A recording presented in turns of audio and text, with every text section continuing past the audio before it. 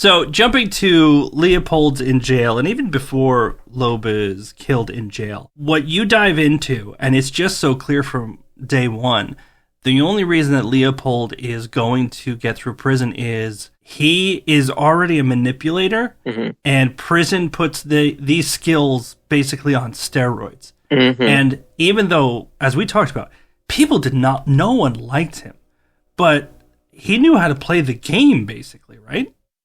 Absolutely. And he had a few friends. He did, he wasn't totally friendless, but yeah, most people didn't like him because he was an arrogant asshole. Yeah, he knew how to manipulate. He learned very quickly. The intelligence came in clutch there a little bit for him, but he learned, okay, which guards am I going to be able to bribe?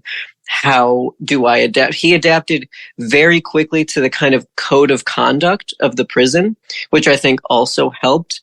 Okay, I can't squeal on someone. I can't tell something about another prisoner. He learned the rules, and that allowed him to play the game very, very well. Even if he was never as successful as Loeb, who did it more effortlessly just because he was more likable and possibly more nice. But he did learn how to get along. And it seemed like Loeb never learned the real manipulation part. He seemed to be genuine in, building up, the school, library, all of that stuff.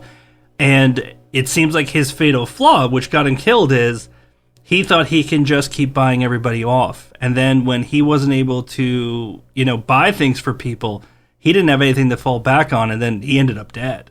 For me, it's so hard to tell with Loeb because for Leopold, I have thousands of letters. I've got his autobiography. There's a lot of people who remember him that I talk to. Loeb is a blank slate. I don't know really anything about Loeb. Although his death is very interesting because we also don't know what on earth happened with that. There's the theory of the prison warden, which is that Loeb had been, supplying gifts to people. And when that money ran out, that got him killed. But I don't know. And for me, what's so curious is that Leopold was so sure that, again, sorry to get ahead of myself, Loeb was killed by this guy named James Day. And Leopold was not concerned about James Day, did not care about him, thought that the actual person responsible was Day's cellmate, this guy named George Bliss. And I have no idea why. I don't know why Leopold was so convinced that Bliss would want Loeb dead. What was the beef there?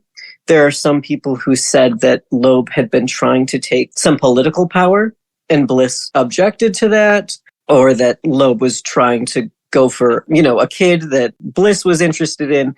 But there's no explanation. It's completely up in the air. And Bliss died shortly after he was released from prison, so he didn't talk about it.